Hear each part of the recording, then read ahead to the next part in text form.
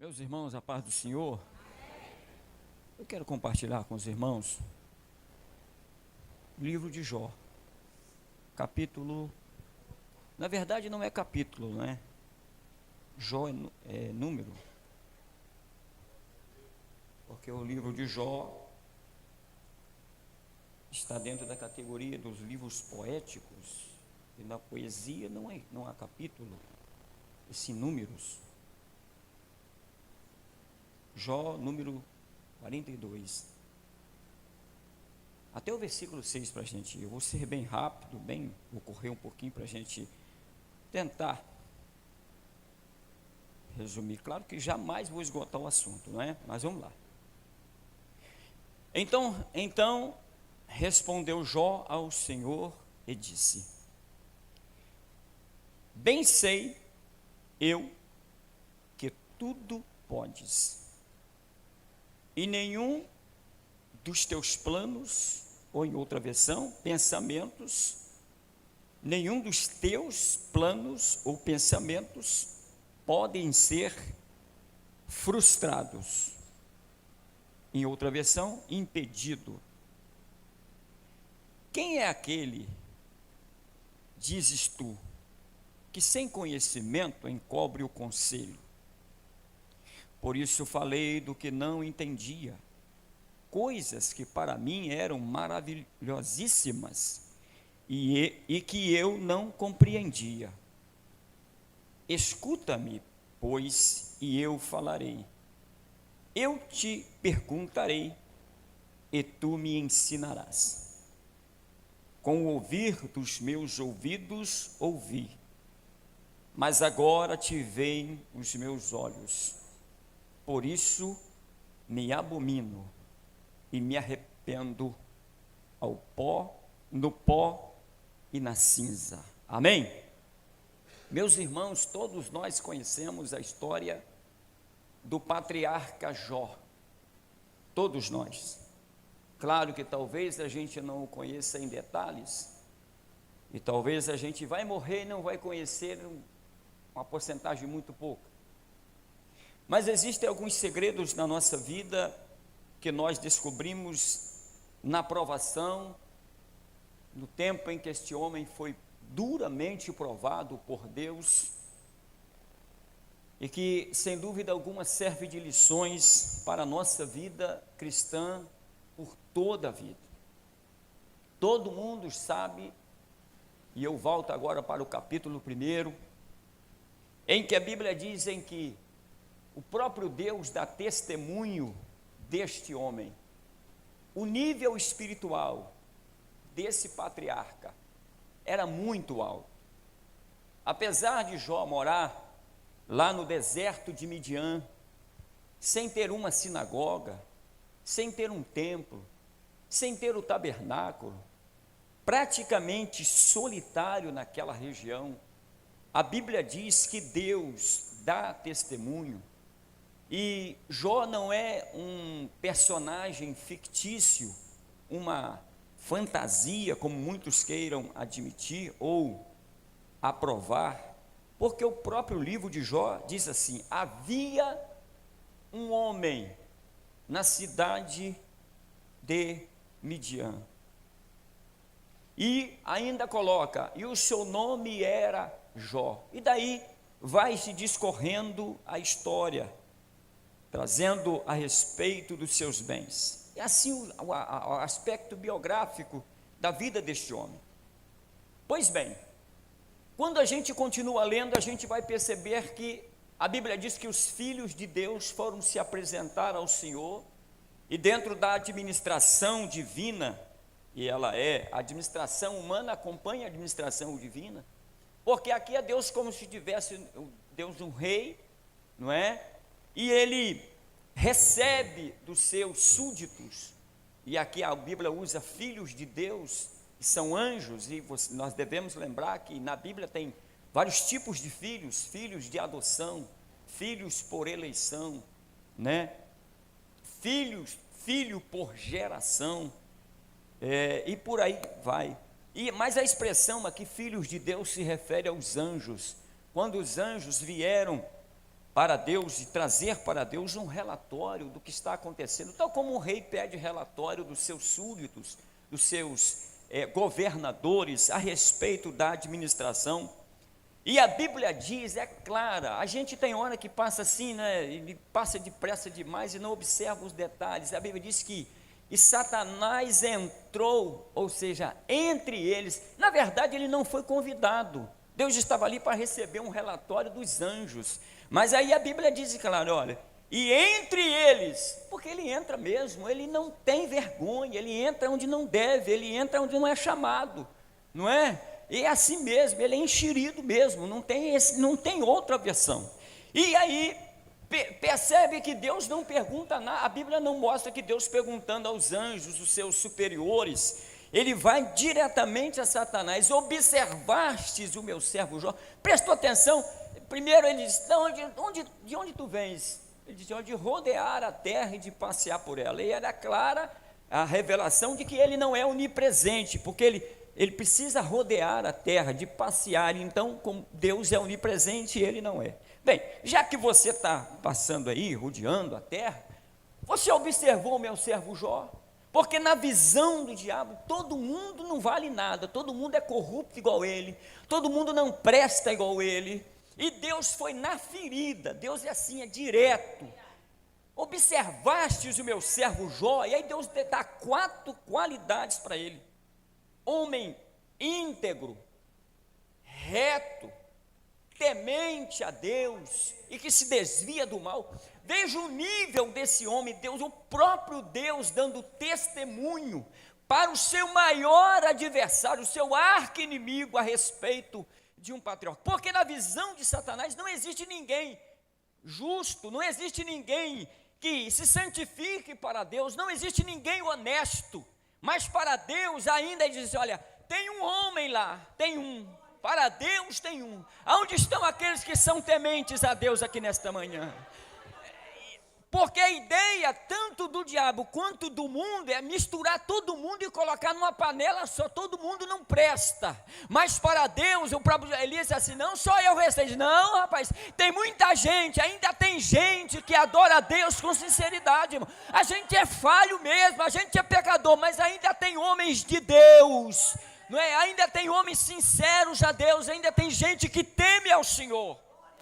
Aí eu li este texto, eu estava ontem à noite e agora pela manhã, observando alguns detalhes. Eu li aqui no capítulo 42 que durante toda a provação, Jó não teve a percepção de que Deus estava agindo. Ele próprio disse assim: olha, antigamente o Todo-Poderoso estava sobre a minha tenda, eu falava com ele, eu sentia ele, mas agora eu o procuro aqui dentro da minha tenda, eu não o vejo. Eu saio lá para fora, e não o percebo, eu não estou mais percebendo. Então, no capítulo 42, depois de que ele ouve tantas coisas, porque Deus, ao ouvir Satanás, ao ouvir os seus amigos, ao ouvir Jó, e aquelas reclamações, Deus se manifesta, se revela.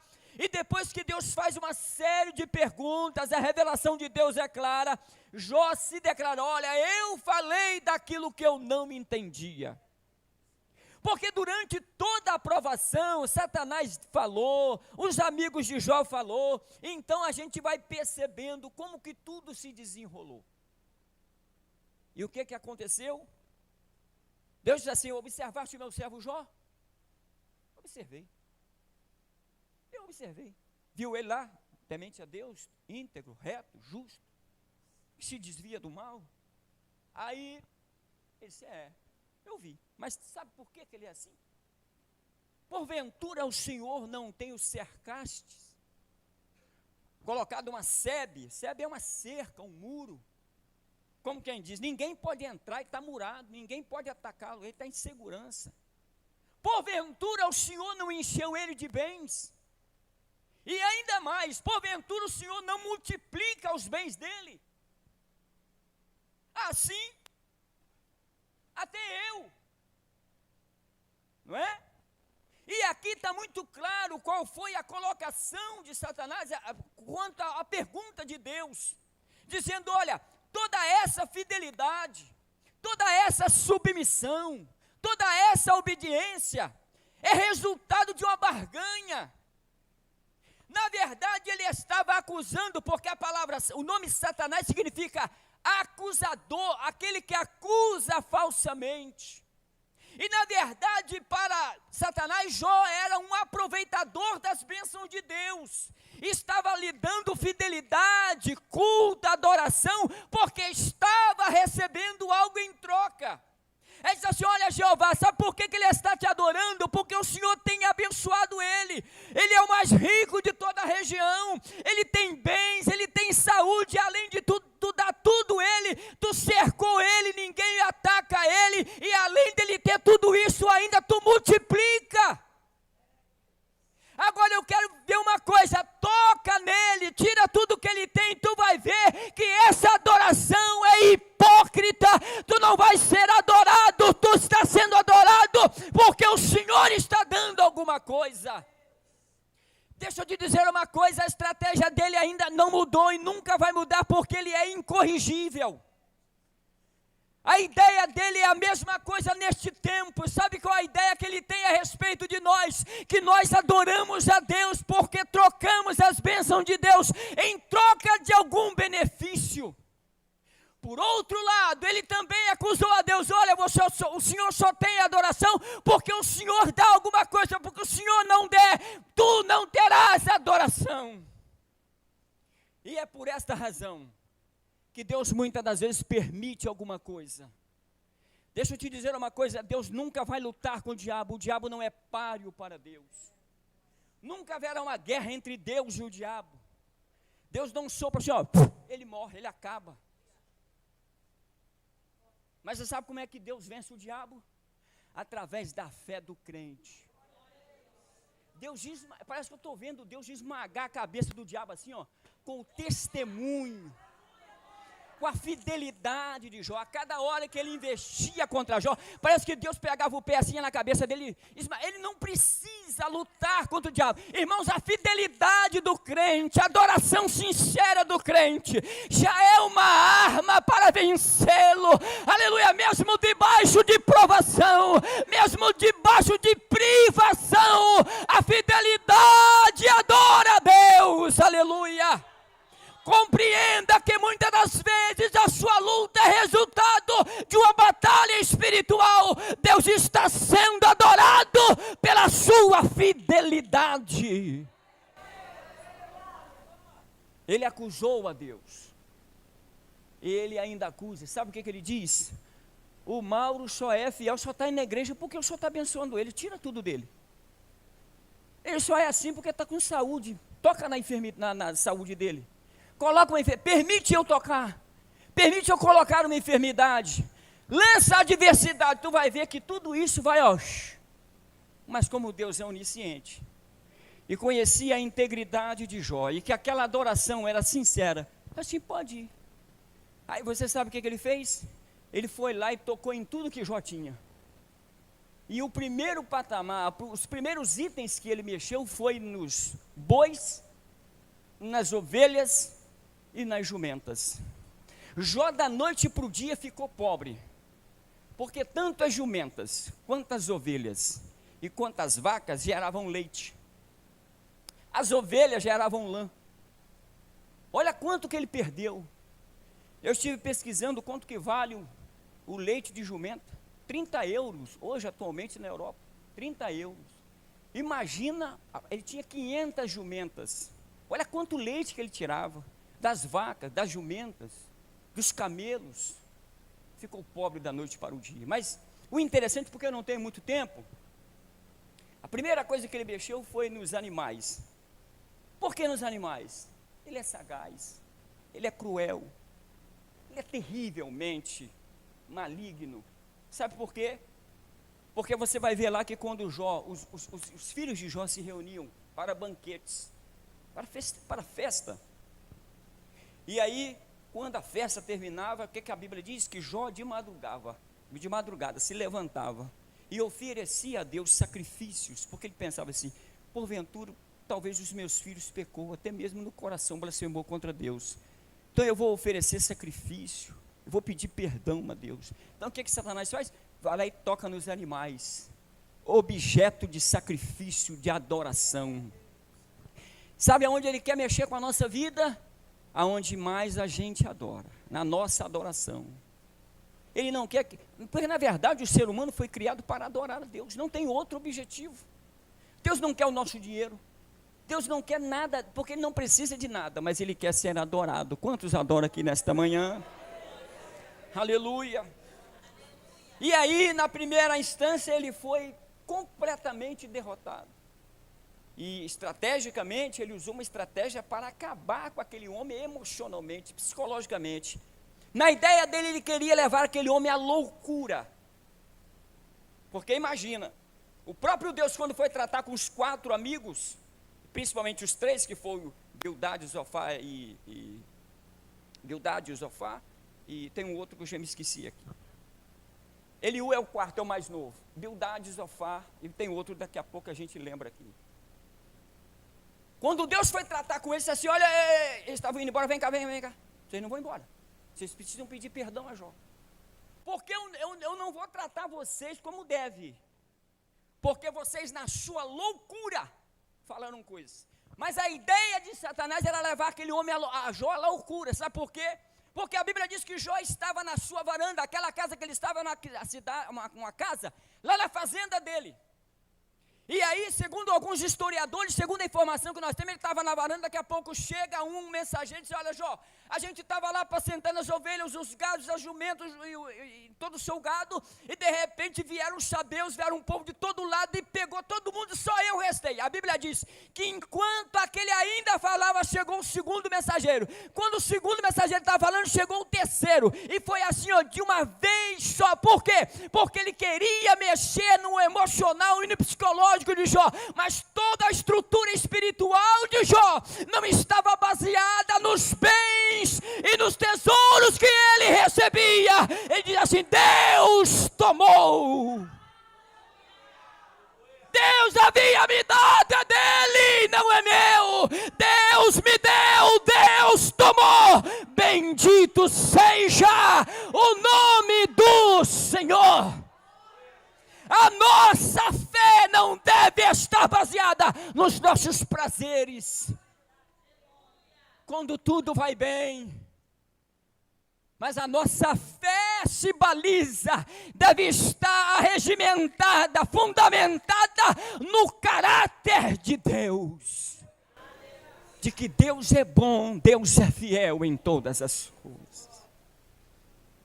E na segunda, chegou lá com a cara meio amassada, meio assim, meio moribundo. E aí, Satanás, como é que é? Você observou meu servo Jó? Observei. Pois é, se eu fosse eu, Deus é mais educado, é porque Deus vai arrebentando ele assim devagar, dá uma martelada na cabeça dele, daqui a pouco dá outra, e vai só amassando. Deus não destrói de uma vez só não, vai dando a ele a chance e vai massacrando ele devagarinho. Porque se fosse assim: rapaz, você não tem vergonha não? Você falou que era dos bens, agora já não tem mais nada. Mas Deus falou assim: você observou ele? Aí ele meio irônico: observei, mas também está com saúde, né? Ele é insaciável em destruir. Se ele tenta de um jeito, não dá certo, ele tenta de outro, vai tentando até alcançar. Mas sabe o que eu vejo, me maravilho na Bíblia? Que enquanto Satanás quer nos destruir, Jesus quer nos dar vitória. Enquanto ele quer nos levar à loucura, Deus está nos elevando o nosso nível espiritual. Enquanto ele quer encher o nosso coração de tristeza, Jesus disse: eu vos dou a minha paz, e a minha paz eu vos dou. Enquanto ele intenta nos destruir, Deus intenta nos abençoar. E eu poderia ficar aqui muito tempo falando disso, mas eu não tenho tempo. Eu quero chegar onde eu quero agora. Tá, então agora toca na saúde. Ele foi lá, tocou na saúde. Segundo alguns historiadores, era uma lepra. Mas o estado foi tão deplorável, aquilo criavam bolhas de pus em todo o corpo de Jó. As unhas saíram de tanto pus, criava um pus e ele perdeu as unhas para coçar. E aí a gente volta no texto que quando os amigos foram visitar Jó, ele estava na verdade num monte de lixo. no monturo, lá no lixo. Satanás levou aquele homem no nível mais baixo, porque é assim que ele faz. Ele não tem pena de ninguém, ele é maligno, ele é mau. Ele não quer ver a nossa felicidade, ele não quer ver o nosso progresso, ele não quer ver a nossa alegria. E aí está lá aquele homem no lixo, no monturo, para ele coçar, porque aquelas feridas coçavam muito. Ele pegava um caco de telha e começava a coçar. E você sabe, quando você tem uma bolha de pus no corpo, o que dá? Fica latejando, doendo, né? Sua intenção é furar aquilo, para ver se aquilo alivia a dor. E Jó estava lá, fiel a Deus. Na sequência, a mulher de Jó olha para Jó e diz: não é possível que você ainda mantenha a sua integridade. Não é possível. Satanás colocou no coração, a mulher é que fica ao nosso lado, e a palavra submissão, às vezes as pessoas trocam as coisas por causa do seu ego, por causa do seu orgulho. Aí, quem manda na minha casa é eu, minha mulher, eu sou autoridade. Claro que o homem é a autoridade máxima mesmo, mas o termo submissão, na ideia de Deus, é aquela que auxilia, é aquela que ajuda. Mas nesse momento, Satanás diz assim: bem, ela tinha que ajudar, mas agora eu vou usar ela como pedra de tropeço, para arruinar. Tu ainda guarda a sua integridade? Você não está vendo tudo que está acontecendo? Você perdeu os bens, os nossos filhos, está tudo ruim, acabou, nós estamos pobres. E a Bíblia diz assim: como tu, uma louca, falas tu.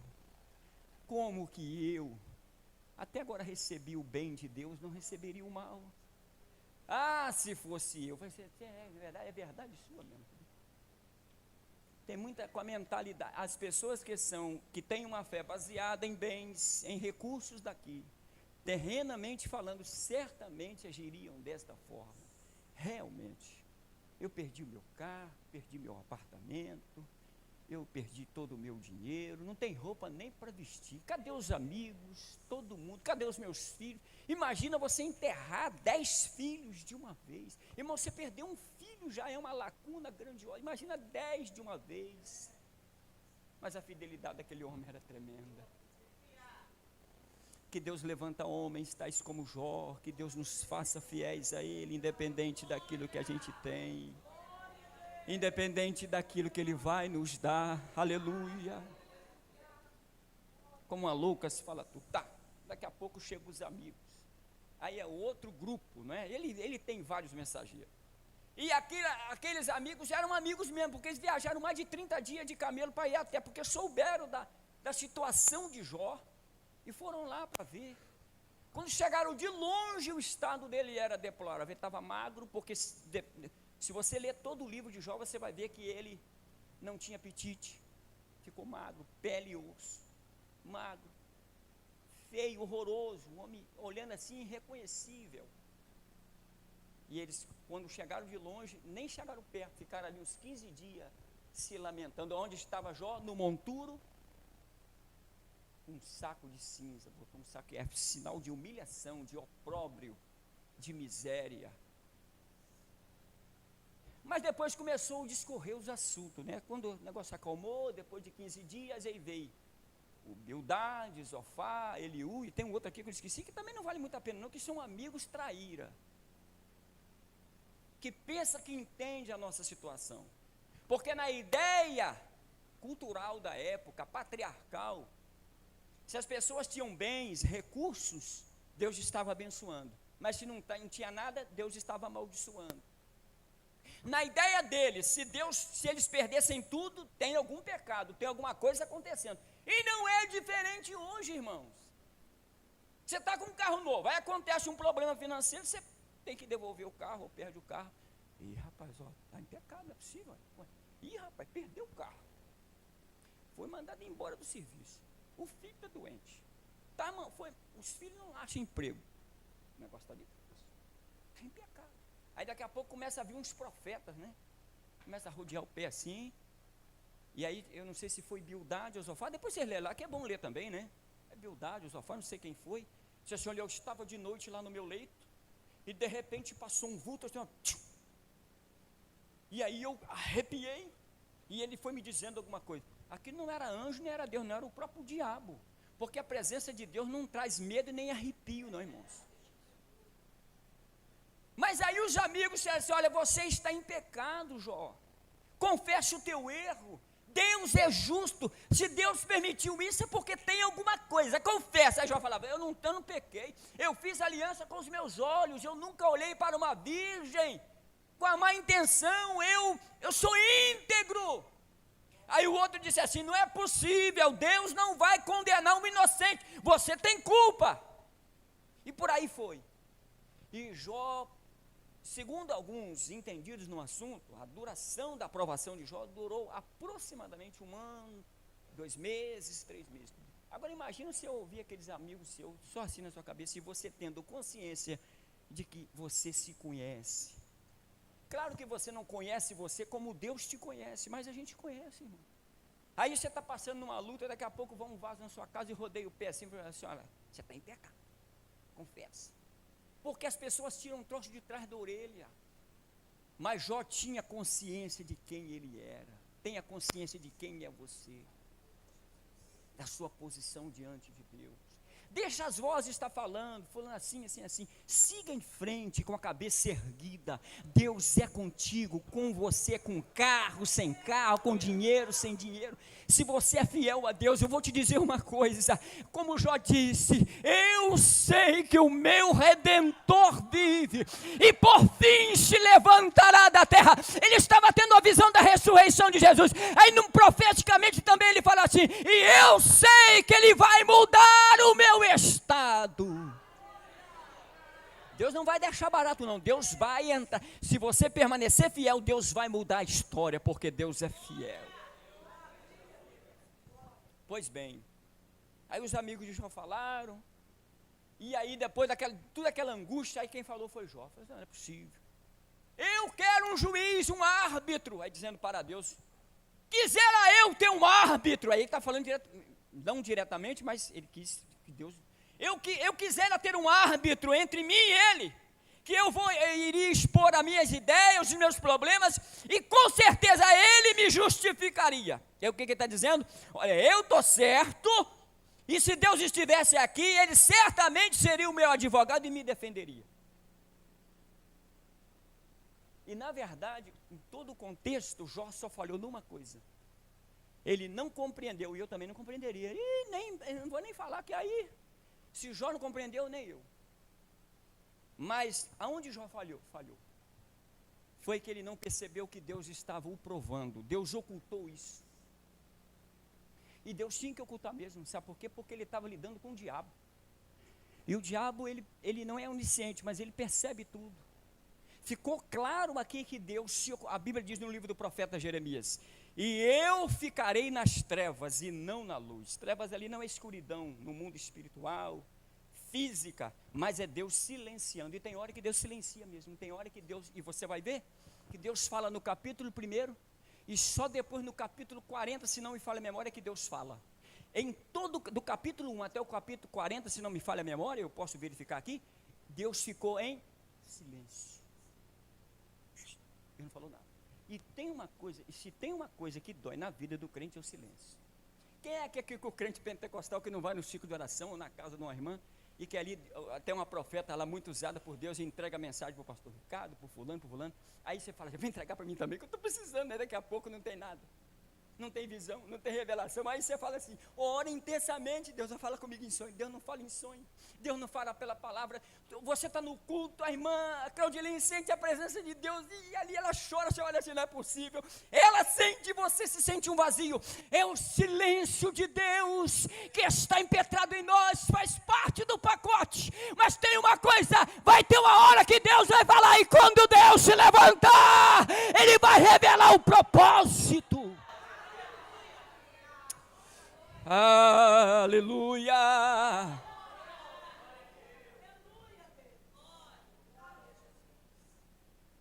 E aí, final de tudo, aí Deus falou assim: agora, Jó, quem vai falar é eu. Olha, eu quero que tu cinja os teus lombos. Ó, senta aí, homem, porque agora, ó, a mulher falou, o diabo falou, a mulher falou, os amigos falaram, todo mundo falou, e agora Eu estava em silêncio, agora quem vai falar é eu. Agora, senta aí. Você está dizendo aí que eu fiz isso, que eu agi errado, agora vamos ver. Você sabe onde tu estavas quando eu lancei os fundamentos da terra? Onde tu estavas quando eu criei o universo? Eu estou simplificando. Onde tu estava quando eu criei o mar? Toda a estrutura do mar, os peixes, o Leviatã. Onde tu estavas quando eu criei o universo, as estrelas, a lua, o sol? Onde tu estava? Será que eu recebi algum conselho de alguém? A quem eu pedi conselho? Para quem é que eu consultei para fazer tudo isto? Aí Jó, quietinho. Você está falando do que você não entende, Jó. Aí depois de Deus dar uma lição de moral nele, aí no capítulo 40, é agora que eu começo a pregar? Mas eu tenho que terminar? Eu preciso me educar nisso. Mas é o contexto, né? Mas eu vou rapidinho. Aí Jó no capítulo, eu só vou pontilhar, 8h54, 9 horas eu te entrego o microfone. Aí no capítulo 42 ele se levanta assim, bem humilde, né? Diz assim, olha, então respondeu Jó ao Senhor e disse, bem eu sei de que tudo tu podes. Levante a mão assim para o céu. Deus pode tudo. Deus pode, diga para o seu irmão, Ele pode tudo. Diga para ele pode tudo. Ele só pode, Ele pode tudo, irmão. Tudo, tudo. Você sabe dizer, Ele pode tudo, tudo, tudo, tudo, tudo, tudo. Levante a sua mão e adore, porque Ele pode tudo. E nenhum dos teus planos, nenhum. Agora, pastor Ricardo, você sabe o que é que eu descobri aqui?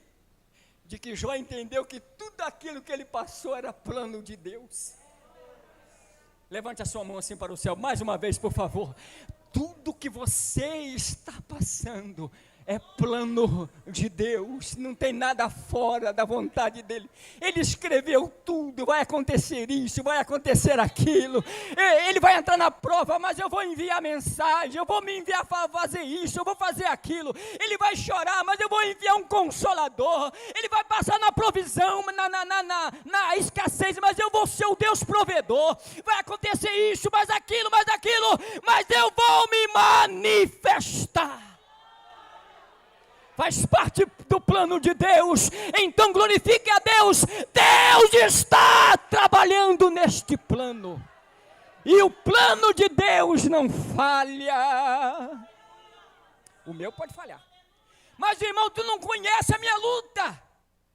Eu não conheço mesmo não, mas como Jó disse, eu sei que tudo podes, e que nenhum dos teus planos podem ser frustrados. Deus não se frustra com aquilo que Ele escreve.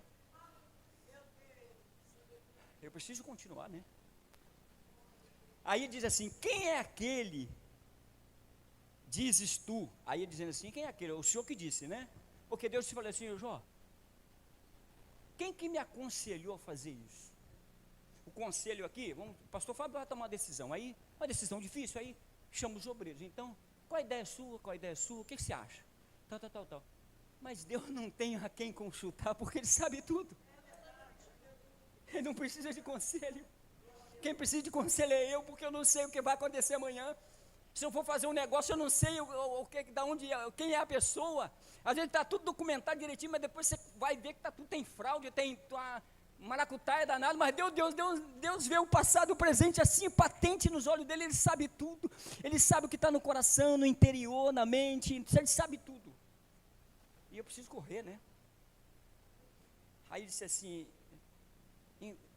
quem é aquele que dizes tu que sem conhecimento? É verdade, a gente fala sem conhecimento. Quem aqui não, às vezes não reclamou com Deus pela provação que está passando? Deus não fala comigo, eu não estou entendendo. Aqui está a lição. Quem é aquele que dizes tu que sem conhecimento encobre o conselho? Por isso eu falei do que não entendi. Disse assim, olha, eu realmente falei. O Senhor tinha tudo controlado, assim, tudo planilhado, o Senhor tinha tudo projetado. Aí eu fui e falei, mas eu falei do que não entendia, porque eu não entendia. E a gente não entende mesmo, porque tem coisas que a gente vai entender. Por isso que tem uma menina, tem a filha dele, ou o nome tem aqui, deixa eu ver, só para mim terminar aqui, irmãos, porque isso aqui é muito profundo. Olha, tem uma filha aqui chamada Gemima. A palavra, o nome Gemima, Jó colocou o nome dela, depois Deus restaurou a saúde dele e os bens, aí teve 3 filhas, né? E uma chamava Gemima, que é dia a dia. É claro que não vai dar ser 10 filhos de uma vez só, né? Assim, né? Aí ele botou Gemima. Sabe por quê? Porque Deus foi trabalhando, restaurando ele, foi restaurando os filhos, tudo, foi restaurando. E assim, Deus vai trabalhando dia a dia, né? Hoje você fala, rapaz, eu não fiz nada e está acontecendo isso. Daqui a pouco é as portas do trabalho que abriu. Daqui a pouco surge um tumor, mas daqui a pouco, no outro dia você vai lá, não tem, já estava lá no papel aqui, mas o médico fala, não tem mais nada, tinha antes, mas não tinha, porque Deus vai trabalhando dia a dia, Deus vai se manifestando, e a cada dia que Deus se manifesta, a gente vai compreendendo, Ele é poderoso, Ele é Senhor, Ele é o meu Deus, eu não quero abandoná-lo. Ah, minha hora já foi, Jesus tem misericórdia.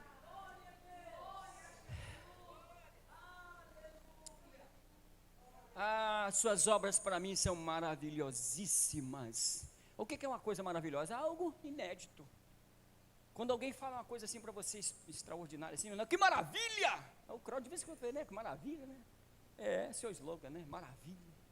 Aí Jó fala assim, é mais do que maravilha, porque Deus foi agindo na vida de Jó, e assim ele foi compreendendo, Deus foi fechando o quebra-cabeça, né? Fechando aquele quebra-cabeça. Há poucos dias o pastor Ricardo me entregou um negocinho, o pastor Fábio, ele estava ali com aquele negócio de quebra-cabeça, né? Aquele negocinho, né? Aí você arruma aquilo, eu falei, eu não quero arrumar isso não, rapaz, porque é difícil aquele negócio de juntar as cores, aquele negócio, mas Deus vai assim, Deus vai trabalhando, pastor Ricardo, bota o verde com verde, o azul com azul, vai trabalhando em tempo, ele não faz assim, rapidinho não, ele vai trabalhando, ele trabalha na família, trabalha no emprego, trabalha no emocional. Aí quando a gente chega lá na frente, durante a gente fala assim, não, Deus esqueceu de mim, Deus, não, lá na frente a gente vai entender, Deus estava cuidando de tudo e eu não sabia, Deus estava trabalhando, por isso, irmão, se na prova fica em silêncio, Deus está trabalhando por você, Ele nunca te abandonou, aleluia! Escuta-me e eu te falarei, perguntarei e tu vai me ensinar. Quem vai ensinar a Deus? Aí Jó estava usando uma expressão dele, porque Deus perguntou assim, eu vou te perguntar e você me ensina, tá? Eu vou criar a terra, como é que eu vou fazer? Vou criar o sol. Irmão, o sol é uma estrela de quinta grandeza, ainda tem outras muito maiores que o sol. Pode entrar no Google lá, tem astros que são maiores que o sol, 4,5 milhões de vezes. Há poucos dias agora, um equipamento da NASA descobriu, né, com aquelas fotografias, mais de 10 mil galáxias. E a gente sabe que cada uma galáxia tem 100 milhões de estrelas. Agora 10 mil galáxias, quantos milhões e milhões de estrelas? Agora, irmão, agora veja bem, tantos milhões e milhões e milhões e milhões de estrelas. E a Bíblia diz no livro do profeta Isaías, Deus conhece todas as estrelas e as chama pelo seu nome, e nenhuma delas falta. A mente de Deus é grandiosa. Deus sabe quantos fios de cabelo tem na sua cabeça, irmão. Vai ser difícil eu contar quantos fios de cabelo. Imagina eu contar só daqui das 3 aqui. Eu vou levar anos e eu vou me perder porque é fininho o cabelo. Agora imagina eu contar de todo mundo aqui esse cabelo. É muita coisa, mas Deus sabe quantos fios de cabelo tem na cabeça de todo mundo, de 7, 8 bilhões de pessoas. Que mente extraordinária. Eu preciso terminar, mas eu vou terminar da seguinte forma. Sabe o que aconteceu? Deus tratou com os amigos que acusaram Jó. Mas isso não é motivo de vingança. Você sabe o que Deus queria provar? É que os homens agem com loucura e precisam ter ciência e um pouco de misericórdia quando for tratar sobre alguma coisa. Vocês disseram loucura. O homem estava lá acabado, sem a mulher, sem os filhos, a mulher quase que desviada, doente, e vocês foram cruéis. Deus nos honra e muda o nosso cativeiro, não é para elevar o nosso ego, mas para mostrar aos nossos adversários que Ele cuida de nós. E para mim encerrar, sabe como que Deus mudou a sorte de Jó? Ele disse assim, olha, vocês 3 que estão indo embora, juntando um camelo e indo embora, volta lá. E Jó vai orar por vocês. E eu vou perdoar vocês, porque sem isso eu não perdoo. Aí Jó fez, eles confessaram. Jó orou e Deus restaurou. E a Bíblia diz que enquanto Jó orava pelos seus amigos, Deus mudou a sorte de Jó. Deus mudou a história de Jó. Sabe o que nos ensina isso? Ore. A oração é uma chave. Está aqui, olha. Depois disse assim, olha, eu falei de coisa que eu não conhecia. Eu não entendia nada, eu me perdoa. Aí disse assim, eu me humilho, eu confesso, eu me arrependo. Duas coisas que mexem com o coração de Deus: arrependimento. Senhor, eu errei, me perdoa. A Bíblia diz que Deus não vai rejeitar um coração quebrantado. Por outro lado, o que muda a história de muita gente é a oração. Você tem orado? Levante a sua mão assim para o céu. Continue orando. A porta está fechada, continue orando. Deus vai mudar o seu cativeiro. Quanto menos você esperar, Deus vai mudar a sua história e vai te dar a vitória. A graça do Senhor Jesus, o amor de Deus o Pai e a comunhão do Espírito Santo seja com todos que amam e aguardam a vinda de Jesus. E todos digam amém.